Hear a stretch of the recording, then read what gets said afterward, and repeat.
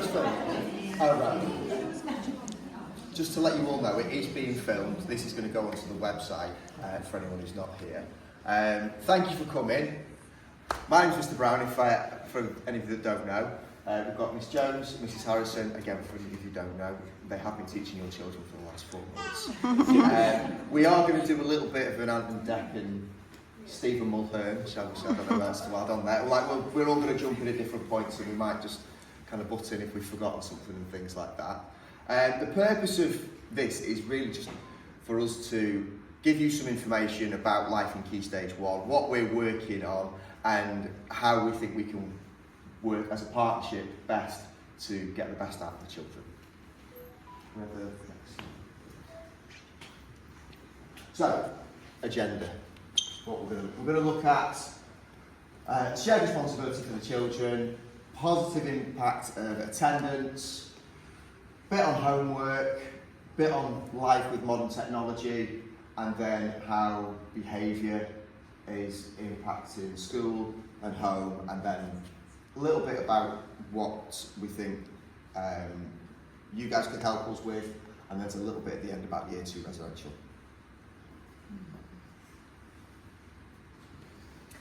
Attendance. So there's a lot of data there for you to have a quick look at, but what it really means is every time your child is off, they are going to be missing a phonics lesson, a maths lesson, an English lesson, a topic lesson, a spelling lesson, a kinetic lesson, a kinetic letters lesson. They're going to be missing their maths mastery. They're missing a lot in a day.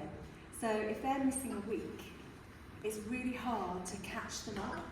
They will find it hard to catch up. I've had a boy at the moment who's missed kind of almost a week's worth of maths, and he's missed all the practice we've done with the manipulatives of looking at tens and ones, and he's come in today looking at it from a visual point of view and trying to do a worksheet, and he can't catch up. He's going to need extra ways of catching up, so attendance is absolutely crucial for the children so they don't feel like they are getting behind in any way at all. And we're not talking about sending them in when they're really ill, of course not. But we are finding more and more holidays inside school time, and that's kind of having quite an impact on life for them and their progress.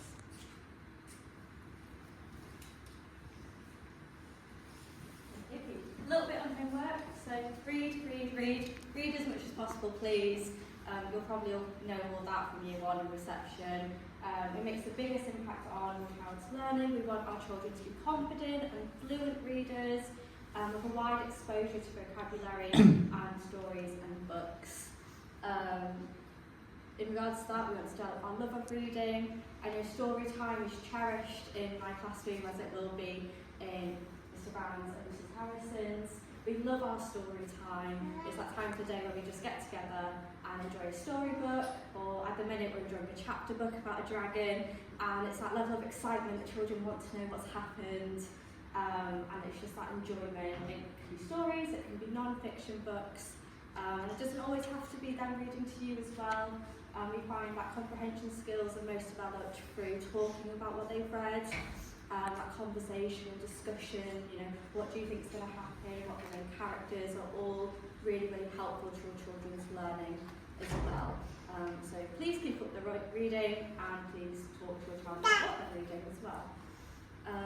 Optional homework menu, so we do those every time. They're on our class page. They're just ideas of kind of activities and things you can do at home. If you would like to do more stuff at home, that links in our curriculum for that term. Any children who'd like to bring in and show what they've done, they go in the Golden Book, we do it for show and tell, and it's brilliant to see their interaction with the curriculum and their excitement, and they want to show off their learning and value at home as well. If you need any clarification on what we're doing in class, please just come ask us.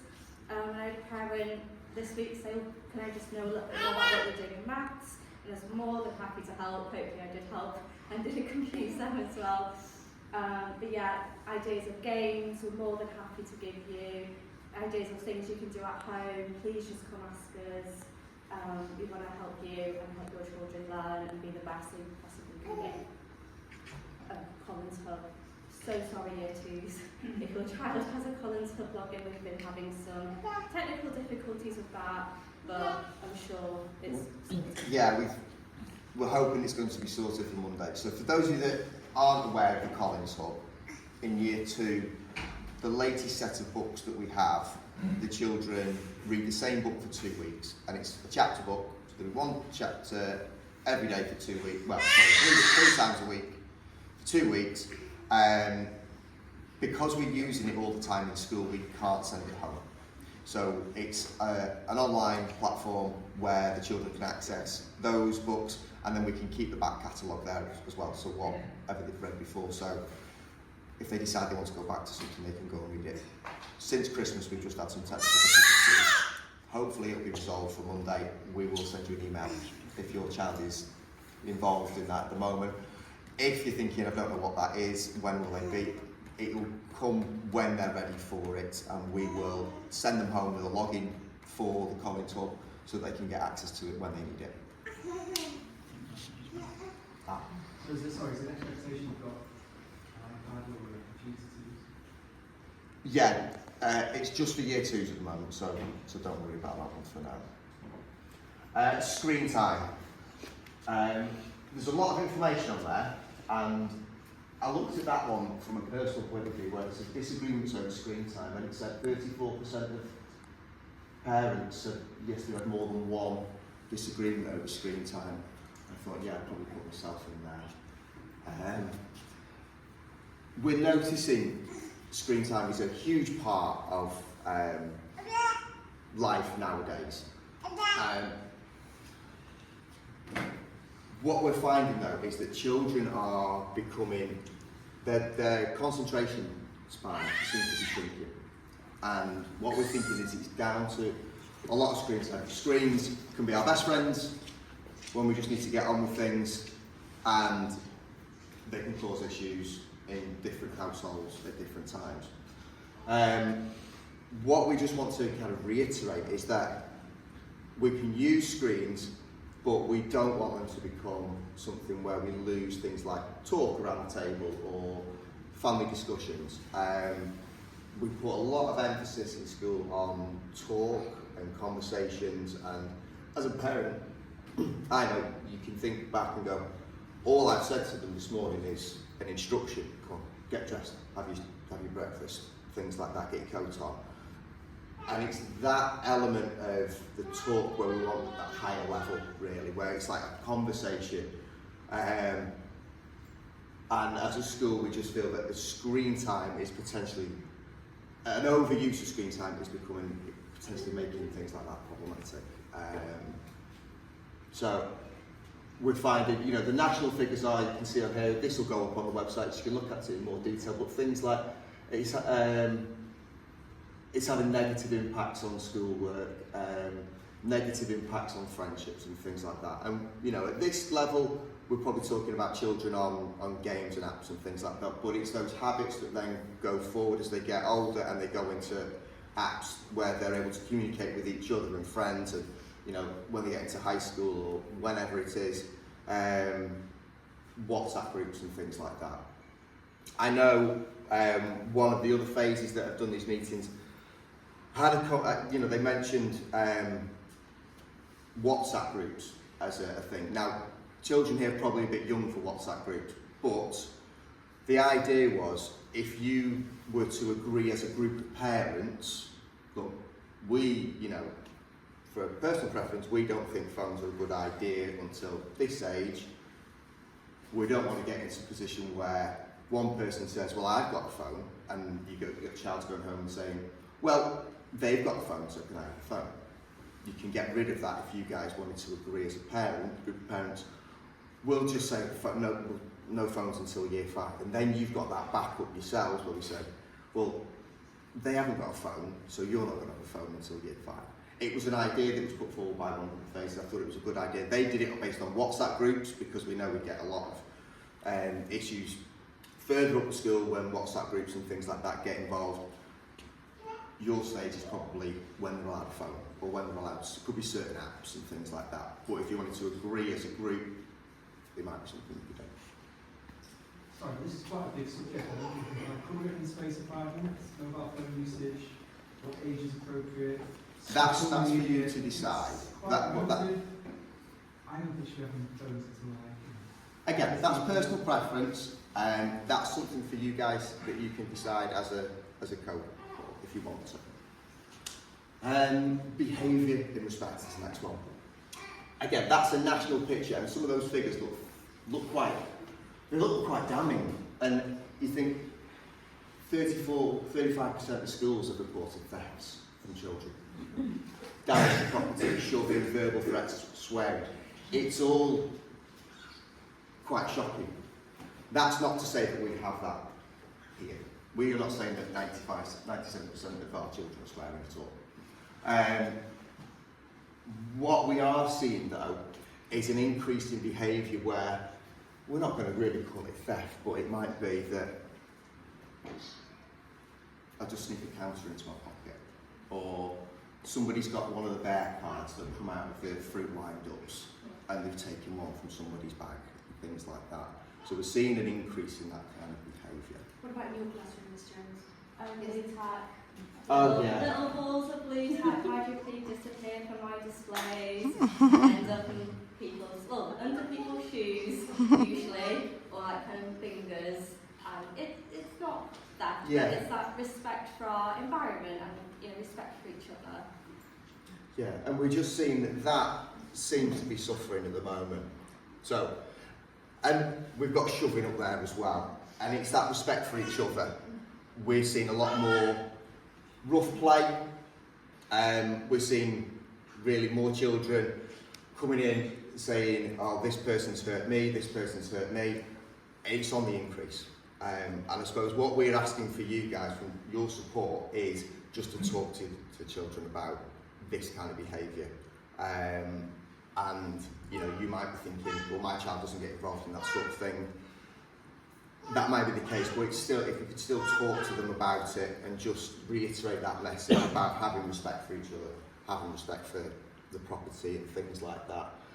Because our budget doesn't stretch to new counters every year and things like that, and books that get damaged and things like that. So, yeah, we need to look after what we've got. Anything else to add on that one? No. No? I think sometimes it's that we are their second port of call, if you like. You are the most important people in their life, family. We're probably kind of second in a way, we recognise that, but our relationship with them should be different to the one with you. And what we're finding is sometimes they're talking to us almost like they're talking to you, and that's difficult, and we're having to set up boundaries that we didn't used to have to do. And they're not trying to be rude, they just don't yet know those boundaries that they used to. Communication. So this really is about how you would like us to communicate. Different families want different things. We know that emails works great with some people, but not necessarily with everybody. So we're not necessarily going to talk about this now, but it's something for you to think about. How can we reach you better so that you can support your child better in their education? So that's really just thrown at you, and we will listen to how you would like us to communicate better with you. This is just a few reminders about what you can do to help your child in Key Stage 1. Read, and surprise, read. Please read. It makes a massive difference. It makes a huge impact on their learning. And it's absolutely vital. I know in year 1, we've got to the spring term, and phonics is coming thick and fast. We are learning new GPCs every day in phonics, linking back to how important attendance is. I know my children absolutely love learning a new GPC in phonics. Like, is it today? There's a little cheer. But it comes really thick and fast, it's very pacey, and reading at home is just going to consolidate all of that phonics.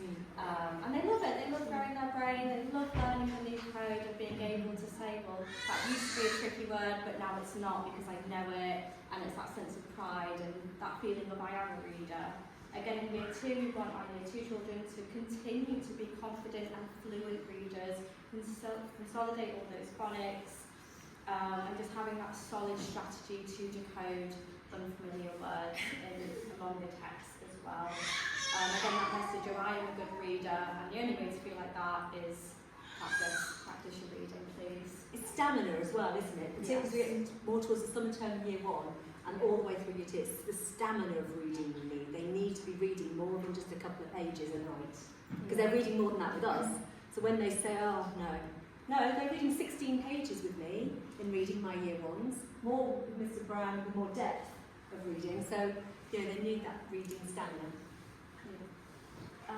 Please record all your hard work and reading records. I know it's lovely to read, and then sometimes the reading records in the book bag or something like that. But please just, as much as possible, make sure it's in, just so we can see what you guys are doing at home. Or get them to do it. Yeah, Grace always used to do it, didn't she? yeah, great idea. Brilliant. Is it just the little wonderful books you're recording in there? Or Yes. Yeah. No, even better idea. Yeah, get your child to do it. Practice their writing. Yeah, great. And again, just in school, probably for 8:40. It allows the children to settle into school, put their things away. We start kinetic letters at 8:45. So just please be prompt as much as you can. It really helps them have a really smooth start to their day as well. And just linking back to what Mr. Brown said about respect, we just really appreciate just conversations here and there. Respect for each other, respect for our environments, and that message being repeated as well. Respect for their things. I know we have a lot of missing jumpers and things like that. Just a little bit, and I guess that's linking to independence as they get older. The independence is a little bit more, taking ownership of their belongings. It's a little bit more on them rather than us as well. Please join the PTA, please. It's amazing, it helps, fund children's trips, opportunities. It's being involved in the school community, and that's really what we're here today to talk about, that partnership between you and us. So please, if you have any free time and you want to find out more, please contact us, see how you can get involved. I suppose the more people that join the PTA, the less you have to do. You can share it out a bit more. Hello, yes? On that topic, then volunteers help Saturday night at the beer festival. Yes. Yes. Saturday night at the beer festival starts at PTA. And being part of the PTA doesn't mean you have to be the organiser. It can be that you are helping out at an event. Obviously they do need people to organise these events, and nobody does it on their own. But even if you just know, right, okay, this school event is coming up, I can offer to help. Things like that, it does make a big difference, and it does share the workload out. We've got a gym bar homework. We'll be there. We're Friday night, aren't we? We're Friday night, yes. I'm sure Saturday you might find that you get free beer. There we are.